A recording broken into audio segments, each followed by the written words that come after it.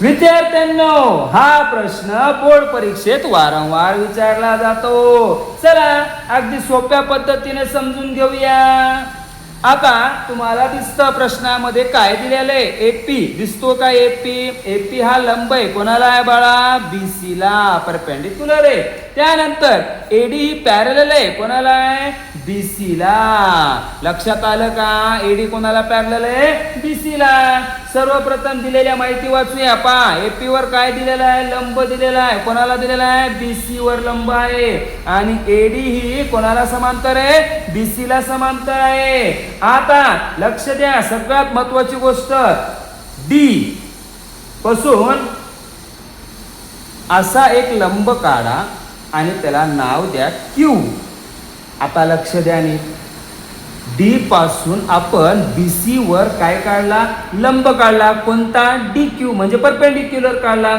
ही step अनेकदा विसरतात विद्यार्थी आणि या स्टेप मुळे हा प्रश्न पूर्ण सोपा होतो. लक्ष द्या, एपी आणि जर तुम्ही पाहिलं डी क्यू दिसतोय का? एपी बरोबर काय बाळा? D Q. बघा आले का दोन perpendicular? AP D Q.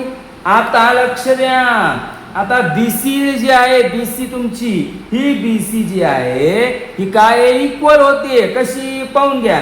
Triangle ABC and triangle BCD. आले का? ट्रायंगल एबीसी, ट्रायंगल बीसीडी या दोन्ही त्रिकोणाचा पाया बीसी काय? समान आहे, म्हणजेच इक्वल आहे. म्हणजे आता आपल्याला काय करायचंय?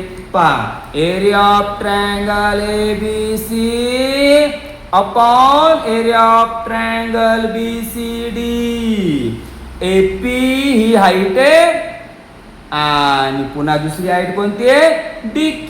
एरिया ऑफ ट्रायंगल एबीसी छेद area of triangle BCD. AP छेद डी क्यू. बघा आली का? एपी छेद डी क्यू. उंची आली म्हणजेच आपल्याला इथं काय आहे? कशामुळे उंची घेतली तुम्हाला कळालं असेल, कारण बेस काय आहे? समान आहे. म्हणून एपी छेद एपी. उत्तर काय आलं? एपी एक एपी म्हणजे एक, म्हणजेच area of triangle ABC ratio area of triangle BCD. उत्तर काय येणार? 1:1. अशाच पद्धतीने 10वी गणिताचे प्रत्येक प्रश्न सोप्या भाषेत शिकण्यासाठी सक्सेस स्टडी हबला सबस्क्राईब करा. धन्यवाद.